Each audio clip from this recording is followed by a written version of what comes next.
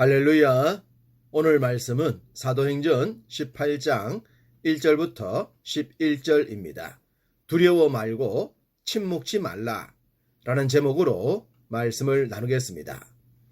평생 철학으로 먹고 살았던 사람이 자신의 모든 정신세계를 내려놓고 새로운 세계로 들어간다는 것은 결코 쉬운 일이 아닙니다. 철학의 도시 아덴 이야기입니다. 이런 곳에서의 선교는 다른 지역에 비해 어려울 수밖에 없습니다. 당연히 열매도 많지 않겠죠. 그렇지만 그런 곳에도 준비된 영혼은 있기 마련이고 철학의 할아버지라고 하더라도 변화될 자들이 있습니다. 그것이 온 세상을 향한 하나님의 구원 계획이지 않겠습니까? 말씀드렸듯이 아덴에서도 죽게로 돌아오는 자들이 있었습니다. 바울은 아덴의 선교를 경험 삼아 더욱 선교에 탄력을 받지 않았을까 싶습니다. 아무리 반대가 심하고 거부하는 자들이 많더라도 죽게로 돌아올 자들이 있다는 확신을 경험했기 때문입니다. 어떤 분들은 바울의 아덴 선교가 실패였다고 평하기도 합니다. 아마도 이전 지역들에 비해 영혼들이 죽게로 돌아온 적은 숫자에 초점을 맞췄기 때문이라 생각됩니다. 그러나 저는 아주 성공적인 선교였다고 생각합니다. 소위 철학자들은 자신의 생각과 다른 주장을 진리로 받기보단 또 다른 사상으로 여기는데 더더구나 아려하고 관리까지 돌았었으니 얼마나 큰 성공이겠습니까? 바울은 아덴에서 큰 에너지를 흡입하고 다음 선교지인 고린도로 이동했을 것 같습니다. 그리고 이곳에서 바울을 얘기할 때 빼놓을 수 없는 동력자를 만나게 됩니다. 그가 바로 본도 출신의 아골라와 그의 아내 브리스길라입니다. 당시 로마 황제가 로마에 살고 있던 모든 유대인들을 떠나라고 명령했습니다. 어쩔 수 없이 이 부부가 고린도로 왔는데 마침 그때에 바울도 고린도에 도착한 것입니다. 하나님께서 바울과 아골라 부부를 만나게 하기 위해 이렇게 역사하신 것이 아닐까요? 우리가 믿음의 지체들을 만나는 것은 우연이 아니잖아요. 하나님의 인도하심을 믿지 않습니까? 당연히 바울과 함께 하나님의 나라를 확장하도록 이들 부부를 붙여주신 것입니다. 그리고 바울을 만난 아굴라와 브리스길라도 복덩이를 만났죠. 어디서든 믿음 생활을 해야 하는데 바울과 함께 했기 때문입니다. 자신들의 눈앞에서 하나님의 나라가 확장되는 것을 보면서 믿음 생활을 했으니 얼마나 큰 복이겠습니까? 하나님께서 바울과 아골라 부부를 만나게 하신 이유는 한 가지가 더 있습니다. 그것은 생업이 같았다는 겁니다. 천막을 만드는 직업이 같았던 것입니다. 사람이 관계를 맺을 때에 공통점이 있다는 것이 얼마나 유익한지 모릅니다. 대화를 할 때도 공통 분모가 있으면 말이 잘 통하죠. 당시 바울은 텐트를 만들어서 팔았던 수익으로 선교했던 것 같습니다. 우리는 이런 것을 자비량 선교라고 하죠. 스스로 선교비를 충당하여 선교하는 것을 말합니다.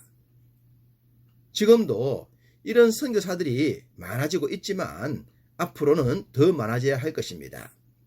선교지마다 자신들의 종교나 사상을 더욱 귀하게 여기기 때문에 그들과 접촉할 수 있는 공통점을 가지고 함께 생활하면서 전도하는 것이 효과적이기 때문입니다.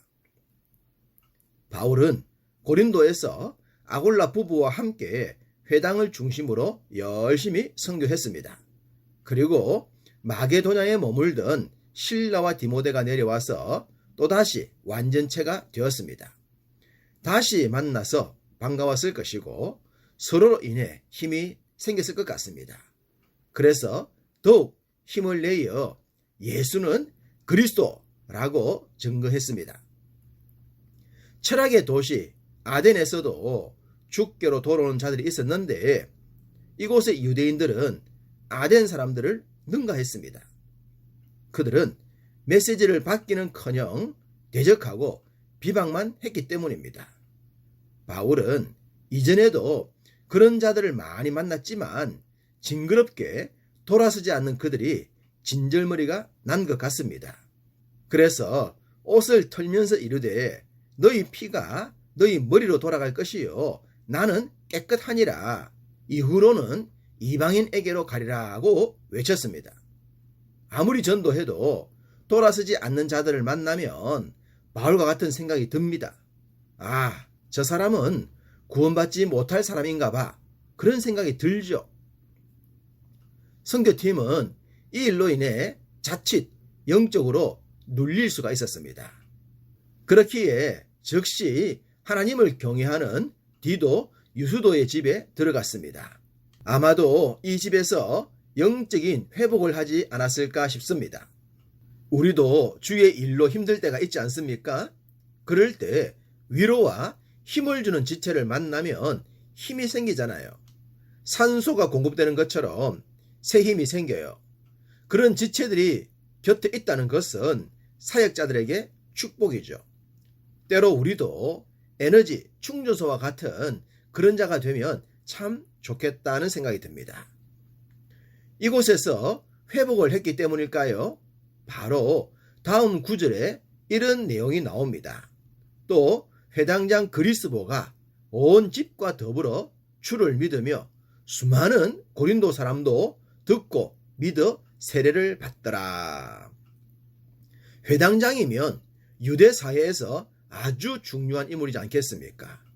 그런 사람이 주님을 영접했다면 유대 사회가 발칵 뒤집힐 만한 사건이었을 것입니다. 앞서 강팍한 유대인들 때문에 이방인에게 가겠다고 했는데 갑자기 회당장과 그의 온 집과 수많은 고린도 사람들까지 믿었으니 말입니다. 위축된 바울이 우뚝 세워졌을 것 같습니다. 말씀드렸듯이 디도 유수도의 집에서 영적인 에너지를 흡수했기 때문에 이런 결과를 얻지 않았을까 싶습니다. 힘이 없고 지칠 땐 작은 일도 어렵지만 힘이 있고 에너지가 넘칠 때는 큰 일도 쉬워지죠. 영적으로 충만했던 바울은 회당장까지 회심시키는 큰 열매를 거뒀습니다. 우리는 여기서 지체들에게 힘을 주고 용기를 주고 위로와 격려를 주어야 할 당위성을 보게 됩니다. 능력의 사역자 엘리야도 번아웃이 되곤 했는데 우린들 다를 바가 없지 않습니까? 그러니 서로서로 돕고 도움받으면서 함께 세워져 가야 할 것입니다. 바울과 선교팀은 영적인 큰 수확을 거두고 상기된 마음으로 잠자리에 들었을 것입니다. 그때 하나님께서 밤에 환상을 통해 말씀하십니다. 두려워하지 말며 침묵하지 말고 말하라. 내가 너와 함께 있음에 어떤 사람도 너를 대적하여 해롭게 할 자가 없을 것이니 이는 이 성중에 내 백성이 많음이라 라고 말입니다. 두려워하지 말라. 침묵도 하지 말라. 그 어떤 곳에도 내 백성들은 있으니 너는 힘써 복음만 전파하라. 그렇게 말씀을 통해 위로하셨고 힘을 주셨습니다. 어쩌면 이 말씀은 수고한 바울에게 수고했다, 고생했다, 잘했다와 같은 칭찬이지 않았을까요? 바울은 이 말씀에 유대인들의 반대에 이방인에게 가겠다고 했던 것이 죄송했을 수도 있겠습니다. 바울은 환상을 통해 주님의 뜻을 재확인하게 됩니다.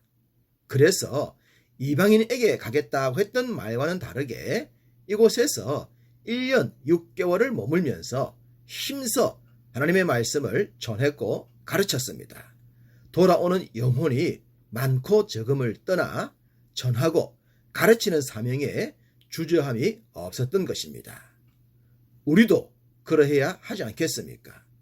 지금은 복음을 전하기 어려운 때이고 경제와 환경은 더욱 복음을 전하기 어렵게 만듭니다.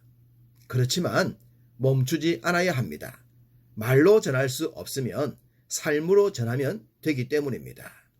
오늘도 우리들이 생활하는 삶의 모든 영역에서 예수 믿는 자들만이 보여줄 수 있는 선한 영향력이 다 되시기를 간절히 소원합니다.